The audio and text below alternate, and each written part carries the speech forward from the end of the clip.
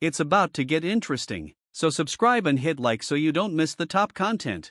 Today I want to share with you a story that happened to me a couple of years ago. It's a story about friendship, love, and how sometimes life gives you surprises that you don't expect at all. I will tell you everything honestly, as it was, without embellishments. Perhaps some of you will recognize yourself in this story, and some of you will just listen and draw conclusions.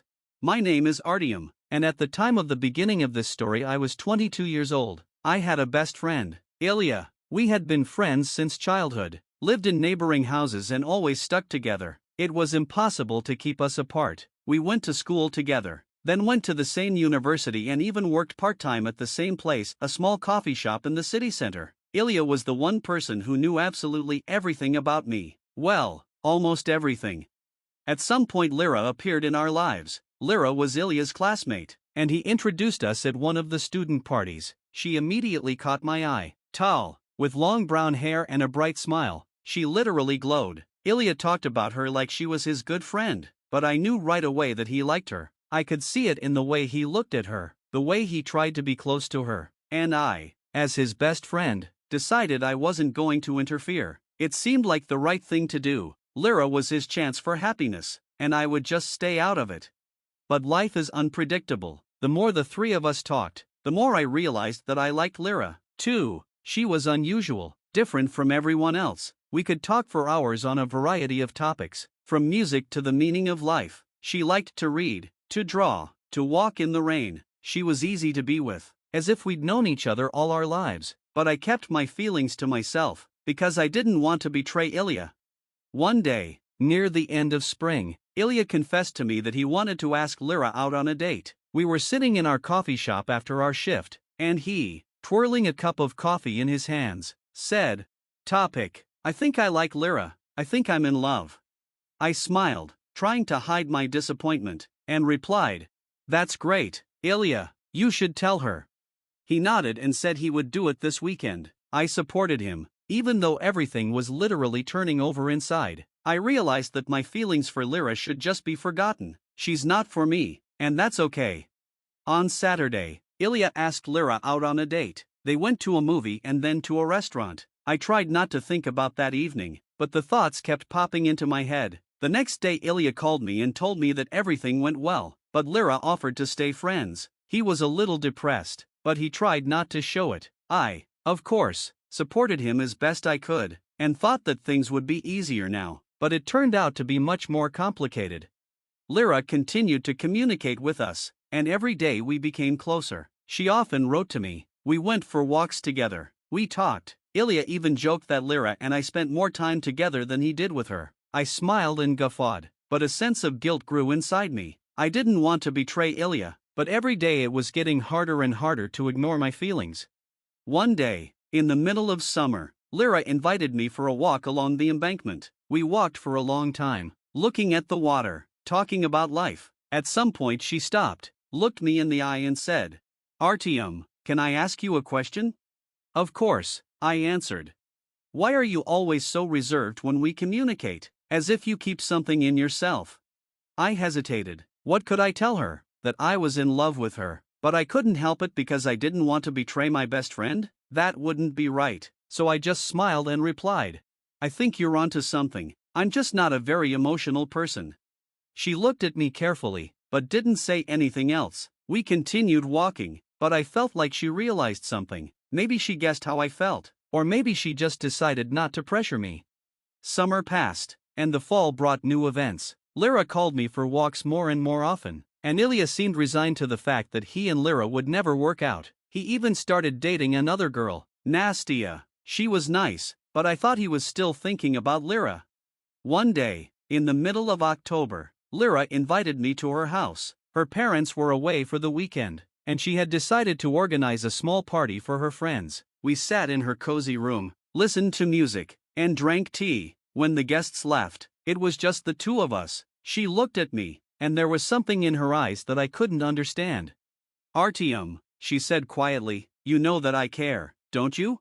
I froze. 1,000 thoughts rushed through my mind. What should I do? What to say? But I knew I couldn't hide my feelings any longer. "Lyra, I don't know what to say. I care about you, too, but..." she interrupted me. But you're thinking about Ilya, aren't you? You're afraid it will hurt him. I nodded. She sighed and took my hand. Artyom, I appreciate your friendship with Ilya, but you have to realize that this is my life. I want to be with someone I care about, and that person is you. I looked at her and I didn't know what to say, but in that moment, I realized I could no longer deny the obvious. I do love her, and maybe I should take the risk. After that conversation with Ilya, I felt lighter, but there was still a mixed feeling of guilt and gratitude inside. I knew what he had done was generous, but I also realized that something had changed between us. It was no longer the carefree friendship it used to be, and it might never be the same. I decided to focus on Lyra. After everything that had happened, I felt like I had to justify her choice and trust. We started dating and everything seemed perfect. She was incredible, caring, sincere, and with her I could be myself. Our relationship progressed rapidly, as if we were just waiting for the moment to finally be together all along. But at some point I noticed that Ilya began to drift away. We saw each other less and less often. He stopped responding to my messages as quickly as he used to, and started avoiding our traditional meetings. I realized it was inevitable, but it still hurt. After all, he was my best friend.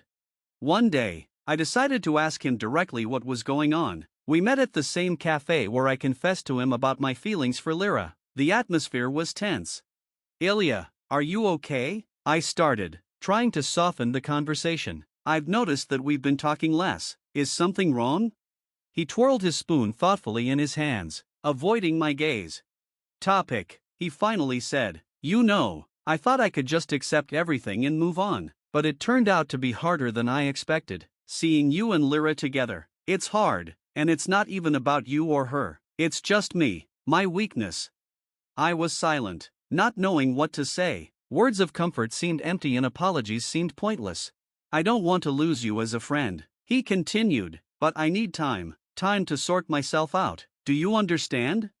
I nodded. It was painful to hear, but I respected his decision. The next few weeks weren't easy. Lyra noticed that I was becoming more thoughtful and tried to find out what was wrong. I told her everything. She listened attentively, and then she said, "You're a good friend, Artyom, but sometimes you have to let people go through their difficulties on their own. Ilya will definitely cope if you're there for him, even if it's at a distance." Her words calmed me down a bit. I decided not to impose on Ilya, but to be there for him if he wanted to talk.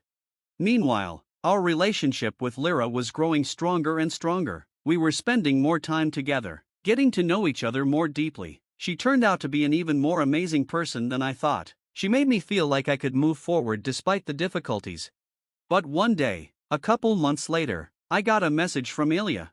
"Hi, Tima, let's meet up, we need to talk." I didn't hesitate long and answered right away. "Sure, when and where?" Ilya suggested that we meet in the park in the evening, not far from the place where we used to get together as a group back in our school days. I associated that place with a carefree time, when no feelings or problems interfered with our friendship.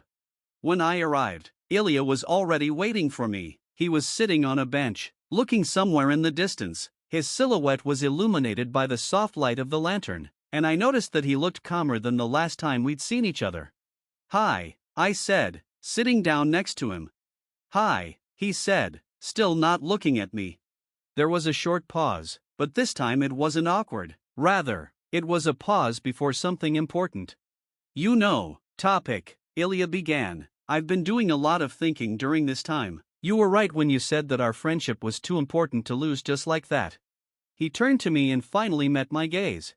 It took me a while to process everything, but I realize now that I can't blame you or Lyra for what happened. Feelings are a thing you can't control, and yes, I was hurt, but that doesn't mean I want to lose you or be angry with you. I felt the tension that had been building up inside me all this time start to subside. "I'm glad to hear that, Ilya, I really am. All this time I was afraid I'd ruined our friendship." "You haven't," he interrupted. "Yes, it's changed, but maybe it's for the best. We became an adult, topic, and it's normal that now everything is a little different." I nodded, feeling tears come to my eyes. We'd been best friends since we were kids, and the thought that we could lose that tore at me from the inside out. "I'd like to ask you for one thing," Ilya said after a pause. "Anything," I answered sincerely. "Just be honest with me, always." If something suddenly goes wrong, talk about it. We've almost lost our friendship once already because of understatement. I don't want to do that again. It's a deal, I said with a smile. We sat in the park for a while longer, remembering old stories and laughing. It was like old times, but with a new understanding and respect for each other. Returning home, I felt relieved. For the first time in a long time, I had the feeling that everything in my life was falling into place. My relationship with Lyra was progressing beautifully, and with Ilya we were starting to build something new, but no less important. When I told Lyra about our meeting, she smiled and said, "I always knew Ilya would make it. He's strong." And she was right. But, of course, life is never easy. It was just beginning.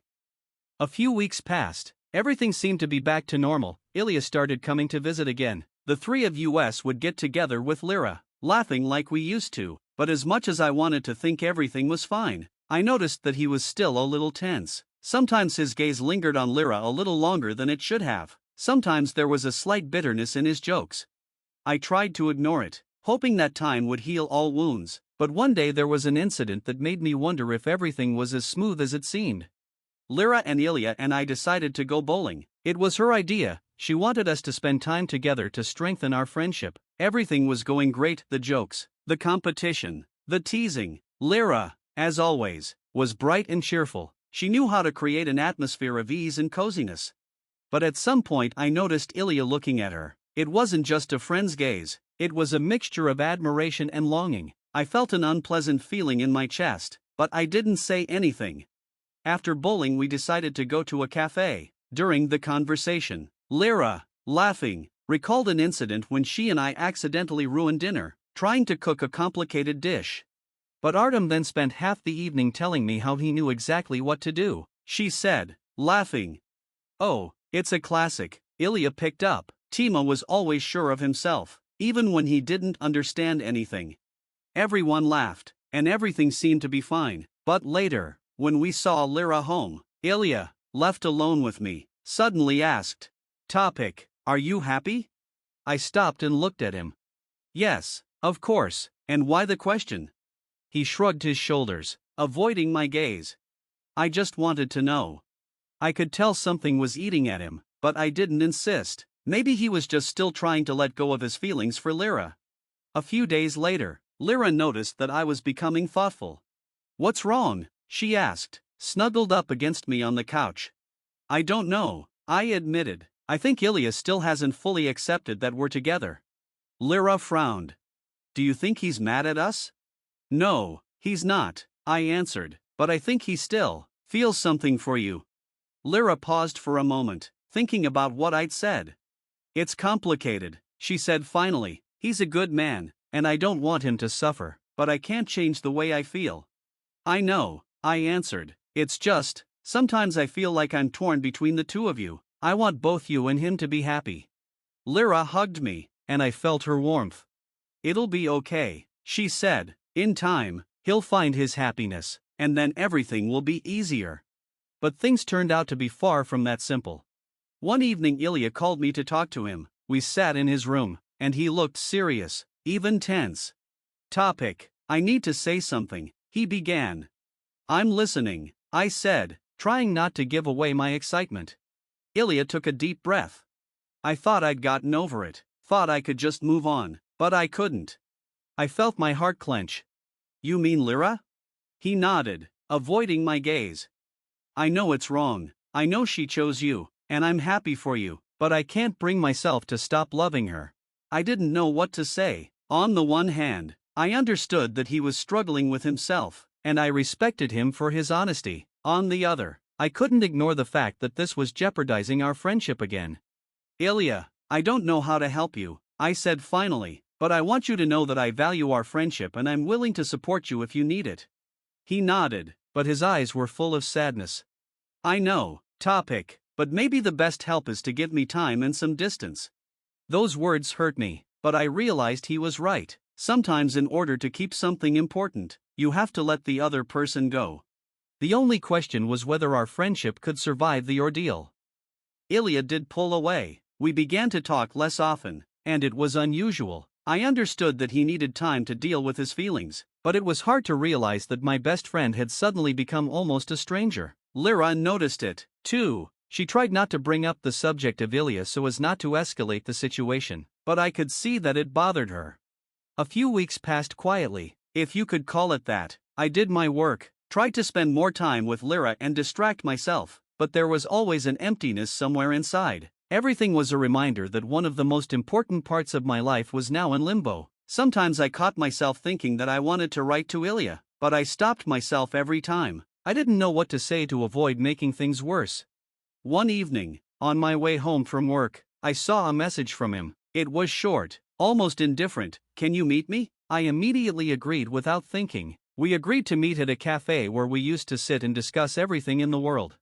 When I arrived, he was already waiting for me. This time he looked calmer than the last time, but there was still a shadow in his eyes. We exchanged casual greetings, ordered coffee, and there was a pause that seemed endless. Ilya was the first to break the silence. He told me that he had decided to move temporarily to another city to change his surroundings. He had an opportunity to get a good job, and he was going to start a new life. I knew it was the right thing to do, but inside I was squeezed. We had known each other almost all our lives and now he was going to leave. He said that this change would help him sort himself out, get rid of past feelings and find something new. I could see that he sincerely hoped so, but I couldn't shake the feeling that it was a kind of escape. However, I didn't bother to argue. If this was his way of coping, I had no right to stop him. As he said goodbye, he said that he still valued our friendship and hoped that one day things would be back to normal. I replied that I would always be in touch if he needed anything, but deep down, I knew that our relationship would never be the same again. Maybe that was the price we had to pay for the changes that had taken place in our lives. Ilya left a week later. Lyra and I saw him off at the station, and although he looked confident, I knew how hard this decision had been for him. We hugged goodbye, and I told him I'd be waiting for his return. He nodded, but didn't say anything. Perhaps he didn't know if he would ever come back. After he left, life went on as usual. Lyra and I continued to build our relationship, sincerely hoping that time would put everything in its place. Ilya wrote to me occasionally, telling me about his new job, but it felt like the distance between us had become not only physical, but emotional. Our conversations were polite but cold. We both realized that it would be nearly impossible to regain our former intimacy. Several months passed, and one day I received a text from Ilya. He wrote that he had met someone who made him feel better. It was unexpected, but I was genuinely happy for him. Maybe this new chapter in his life would give him something I couldn't. We texted for a while and there was more lightness in his words than before. It brought me some relief. I realized that his pain was slowly receding and with it our tension. Even though our friendship wasn't what it used to be, I knew I had done the best I could. Sometimes in life you have to let go even of those who have always been there for you. It hurts, but it's necessary to move on. A year after Ilya's departure, life finally got back on track. Lyra and I moved in together, started making plans for the future, and talked more and more often about taking a vacation and traveling. Ilya wrote from time to time, sharing his successes and news. He had found his place, and that made me happy.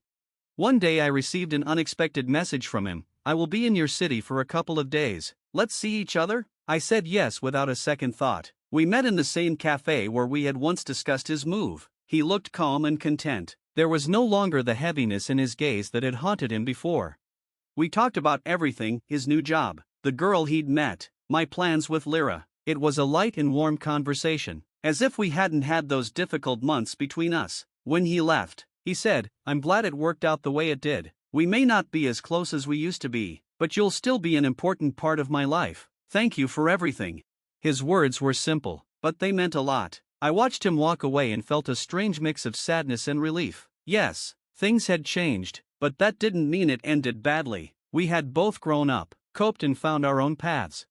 When I got home, Lyra was waiting for me with dinner. She smiled when she saw me and I realized that I had everything I could ever dream of. Sometimes, to keep something important, you have to let it change, and in that change, we all found our happiness.